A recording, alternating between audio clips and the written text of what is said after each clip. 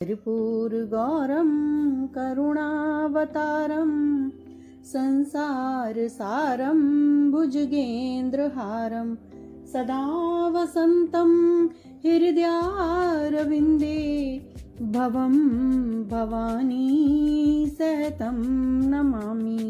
जय भोलेनाथ। तो दोस्तों, आज हम श्रावण मास महात्म्य में 5वां अध्याय श्रवण करने जा रहे हैं। ईश्वर ने कहा, हे सनत कुमार, कोटिलिंग का महात्म्य और पुण्य का विधान नहीं कहा जा सकता है। जब एक लिंग महात्म्य की कथा कहना असंभव है तो कोटिलिंग के महात्म्य को कौन कह सकता है। इस महीने में एक लिंग के बनाने से भी जीव मेरे पास निवास करता है। भक्ति द्वारा कामदेव के शत्रु भगवान श्री शंकर का षड अक्षर ओम नमः शिवाय मंत्र के सहित अर्चन करें, गृह यज्ञ करें, उद्यापन करें, हवन करें, ब्राह्मणों को भोजन कराएं। इस तरह से व्रत करने से असमय मृत्यु नहीं होती है। ये व्रत संपूर्ण आपत्तियों को दूर करता है, रोग शोक संताप को मिटाता है, ऐश्वर्य की वृद्धि करता है। जो प्राणी पंचामृत से श्रावण मास में अभिषेक करता है, देह छोड़कर कैलाश नजदीक आकर एक कल्प तक निवास करता है। वह प्राणी पंचामृत पीने वाला, गौ तथा धन आदि से युक्त अत्यंत मधुरभाषी त्रिपुरासुर हंता की श्री शंकर जी को प्रिय होता है। जो इस महीने में पत्तल पर भोजन करता है वह सोने के पात्र में भोजन करने वाला हो जाता है। जो शाक को त्यागता है वह शाक का कर्ता होता है। जो मनुष्य भूमि पर शयन करता है वह कैलाश में निवास करता है। जो इस श्रावण मास में अति सुबह एक दिन भी नहाता है उसे 1 महीने नहाने का फल मिलता है। इस महीने में इंद्रियों को वश में करने पर इंद्रिय बल प्राप्त होता है। इस महीने में स्फटिका मणि, पाषाण, मिट्टी तथा मकरत मणि निर्मित शिवलिंग में या स्वयं उत्पन्न या बनाए हुए पिसान निर्मित पीतल आदि, चंदन, मक्खन या किसी द्वारा निर्मित शिवलिंग में एक बार अर्चन करने मात्र से 100 ब्रह्म हत्या भस्म हो जाती हैं। सूर्य ग्रहण, चंद्र ग्रहण, अन्य किसी सिद्धि क्षेत्र में लक्ष्य जप करने से जो सिद्धि कही गई है वह सिद्धि इस महीने में एक बार जप करने से मिल सकती है। दूसरे समय में किए गए नमस्कार तथा प्रदक्षिणा से जो 1000 जप का फल मिलता है वह फल इस महीने में एक बार जप करने मात्र से मिल सकता है। मुझे प्रिय है, इस श्रावण महीने में देव पारायण करने पर सब वेद मंत्रों की अच्छी तरह सिद्धि हो सकती है। इस महीने में बिना पुरुष सूक्त का पाठ के एक दिन भी न बितावें। जो इसको अर्थवाद कहता है वह प्राणी नरक को जाता है। समिधा, चरु, तिल और घी से गृह यज्ञ करें, धूप, गंध, पुष्प, नैवेद्य आदि से द्वारा अर्चन करें।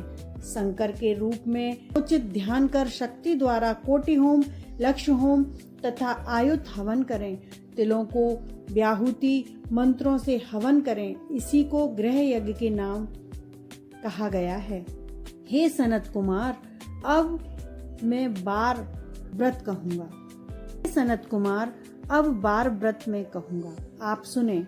हे अनघ, आपसे पहले रविवार के व्रत को कहूँगा। रमणीय प्रतिष्ठानपुर में सुकर्मा नाम का एक दरिद्र ब्राह्मण तथा कृपण भिक्षावृत्ति में तत्पर था। एक दिन सुकर्मा ब्राह्मण ने भिक्षा के लिए प्रतिष्ठानपुर में घूमते हुए किसी गृहस्थ के घर में स्त्रियों को देखा। वे स्त्रियां आपस में मिलजुल कर रविवार के उत्तम व्रत को कर रही थी। उसी समय उस ब्राह्मण को देखकर उन स्त्रियों ने अर्चन को जल्दी से ढक दिया।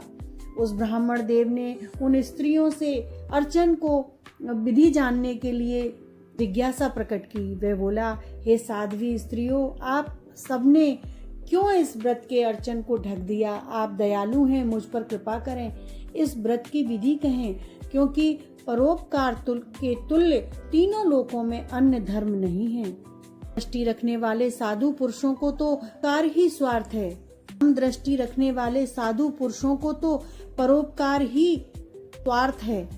दरिद्रावस्था से मैं दुखी हूँ, यह उत्तम व्रत श्रवण कर इस व्रत को मैं भी करूँगा। इस व्रत के विधान तथा फल को भी कहिए। स्त्रियों ने कहा, हे द्विज, यदि व्रत में उन्माद या प्रमाद, विस्मरण, भक्तिहीनता या अनास्था से करेंगे तो ये व्रत तुम्हें कैसे दें। उनकी ऐसी वाणी को श्रवण कर उत्तम ब्राह्मण ने कहा कि हे स्त्रियों, मैं ज्ञानी तथा भक्ति युक्त उत्तम व्रत को करने में सक्षम हूँ। इस तरह उसकी वाणी सुनकर प्रोणा स्त्री ने कहा, रविवार के इस व्रत को मैं करने की विधि आपसे कहती हूँ। श्रावण मास के शुक्ल पक्ष के पहले रविवार को मौन होकर उठें, ठंडे पानी से स्नान कर नित्य कर्म कर पान के पत्ते पर 12 परिधि वाला मंडल लिखें। उसको लाल चंदन द्वारा सूर्य नारायण के तुल्य गोलाकार लिखें। उस मंडल में संज्ञा नामावली स्त्री के सहित सूर्य का लाल चंदन से पूजन करें। घुटना जोड़कर भूमि पर स्थित हो। सूर्य के 12 मंडलों पर अलग अलग लाल चंदन युक्त लावा तथा जपा पुष्प के युक्त अर्घ को श्रद्धा या भक्ति से सूर्य नारायण को दें। अर्घ को रक्ताक्ष, जवा, पुष्प और उपचारों द्वारा युक्त करें। नारिकेत, बीज और खंड शर्करा से युक्त सूर्य के मंत्रों को कहकर नैवेद्य दें। सूर्य के 12 मंत्रों द्वारा स्तवन करें।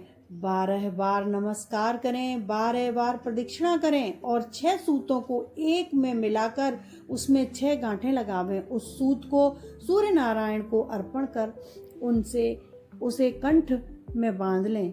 12 फल से संपन्न वायना ब्राह्मण को दें। इस व्रत की विधि को किसी से न कहना चाहिए। हे विप्र, यो व्रत करने से निर्धन प्राणी धनवान हो जाता है। पुत्रहीन प्राणी पुत्र प्राप्त कर सकता है। कोढ़ी कोढ़ से छुटकारा पा सकता है। हे विप्रेंद्र, विशेष क्या कहा जाए। जिस वस्तु की भी अभिलाषा करता है वह साधक इस प्रकार व्रत के प्रभाव मात्र से कर लेता है। श्रावण मास में 4 रविवार या 5 रविवार होने से व्रत करें। व्रत की संपूर्ण फल की इच्छा के लिए उद्यापन करें। हे विप्रेंद्र, इस प्रकार व्रत करने मात्र से सिद्धि होती है। वह ब्राह्मण उन साध्वी स्त्रियों को नमस्कार कर अपने घर चला आया। घर आकर जैसा सुनकर आया था वैसा ही उसने उसी विधि से उस व्रत को किया और अपनी दोनों कन्याओं को भी व्रत की विधि बताई। उस व्रत के सुनने से और अर्चन तथा दर्शन मात्र से ही दोनों कन्याएं देवांगना के तुल्य सुंदर हो गईं। उस दिन से उस विप्र के घर में लक्ष्मी निवास करने लगी। अनेक रास्तों से, अनेक निमित्तों से सहित वह ब्राह्मण उस दिन से लक्ष्मीपति हो गया। किसी राजा ने किसी ब्राह्मण के घर के समीप रास्ते से निकलते हुए उसी ब्राह्मण के घर के समीप रास्ते से होकर निकलते हुए अति उत्तम उन दोनों कन्याओं को बरामदे में बैठे हुए देखा। दोनों कन्याएं इतनी सुंदर थीं, सुंदरता से चंद्रमा और कमल भी अपमानित महसूस कर रहे थे। उन बालिकाओं को देखने से राजा मोहित हो गए और क्षण में ही वहीं स्थित हो गए। फिर राजा ने ब्राह्मण को बुलाकर उन दोनों बालिकाओं के लिए याचना की। ब्राह्मण ने भी प्रसन्न होकर दोनों बालिकाओं को राजा के साथ विवाह कर दिया। वे दोनों बालिकाएं राजा को स्वामित्व के रूप में प्राप्त होकर प्रसन्न हो गईं। प्रसन्न चित्त हो बालिकाएं इस व्रत को कर पुत्र पौत्र आदि से युक्त हो। हे मुने, बड़े अवधय को करने वाले इस व्रत को आपसे मैंने कहा है, तो इस व्रत को आप जरूर करें। हर हर भोले, हर हर भोले, बम बम भोले, हर हर महादेव।